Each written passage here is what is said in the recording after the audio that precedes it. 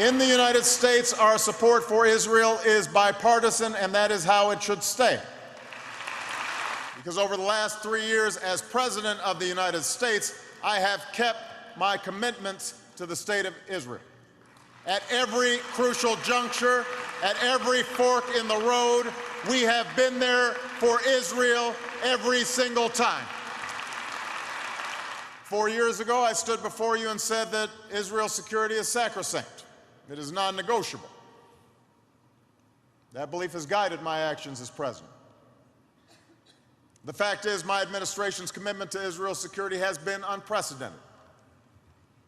Our military and intelligence cooperation has never been closer. Our joint exercises and training have never been more robust. Despite a tough budget environment, our security assistance has increased every single year. And make no mistake, we will do what it takes to preserve Israel's qualitative military edge, because Israel must always have the ability to defend itself by itself against any threat. And just as we've been there with our security assistance, we've been there through our diplomacy. When the Goldstone report unfairly singled out Israel for criticism, we challenged it.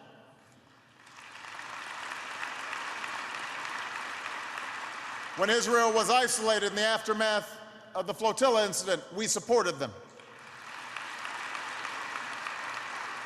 When the Durban conference was commemorated, we boycotted it, and we will always reject the notion that Zionism is racism.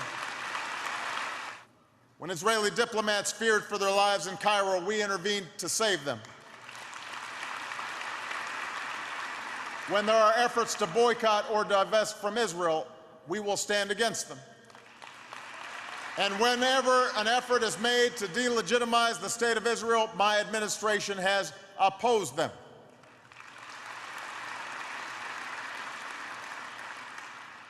So there should not be a shred of doubt by now. When the chips are down, I have Israel's back. The reality that Israel faces, from shifting demographics to emerging technologies to an extremely difficult international environment, demands a resolution of this issue. And I believe that peace with the Palestinians is consistent with Israel's founding values because of our shared belief in self-determination, and because Israel's place as a Jewish and democratic state must be protected. Last year, I stood before you and pledged that the United States will stand up against efforts to single Israel out at the United Nations. As you know, that pledge has been kept. Last September, I stood before the United Nations General Assembly and reaffirmed that any lasting peace must acknowledge the fundamental legitimacy of Israel and its security concerns. I said that America's commitment to Israel's security is unshakable. Our friendship with Israel is enduring, and that Israel must be recognized. No American president has made such a clear statement about our support for Israel at the United Nations at such a difficult time. People usually give those speeches before audiences like this one, not before the General Assembly.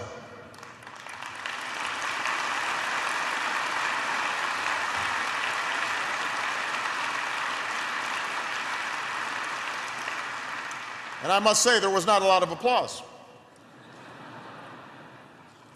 But it was the right thing to do. And as a result, today there is no doubt anywhere in the world that the United States will insist upon Israel's security and legitimacy. Iran's nuclear program, a threat that has the potential to bring together the worst rhetoric about Israel's destruction with the world's most dangerous weapons. Let's begin with a basic truth that you all understand. No Israeli government can tolerate a nuclear weapon in the hands of a regime that denies the Holocaust, threatens to wipe Israel off the map, and sponsors terrorist groups committed to Israel's destruction. In 2010, the UN Security Council overwhelmingly supported a comprehensive sanctions effort. Few thought that sanctions could have an immediate bite on the Iranian regime.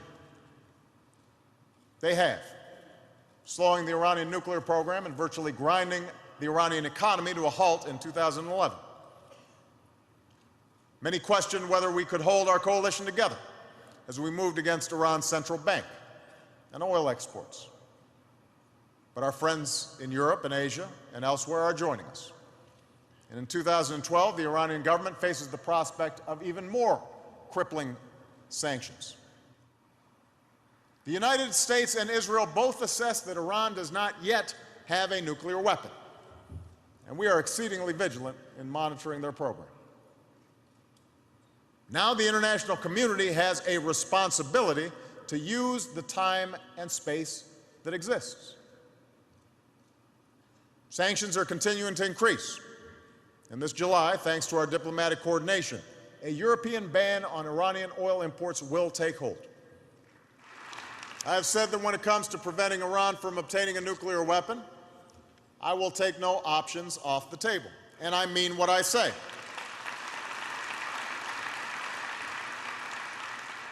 That includes all elements of American power.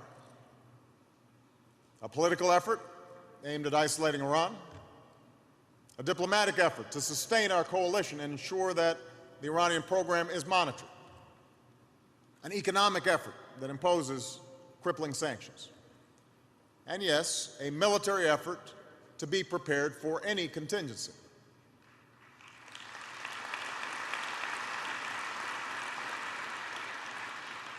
Iran's leaders should understand that I do not have a policy of containment. I have a policy to prevent Iran from obtaining a nuclear weapon. And as we do, rest assured that the Iranian government will know our resolve, that our coordination with Israel will continue. There is no shortage of speeches on the friendship between the United States and Israel. But I'm also mindful of the proverb, a man is judged by his deeds, not his words. So if you want to know where my heart lies, look no further than what I have done, to stand up for Israel, to secure both of our countries, and to see that the rough waters of our time lead to a peaceful and prosperous shore. Thank you very much, everybody. God bless you. God bless the people of Israel. God bless the United States of America.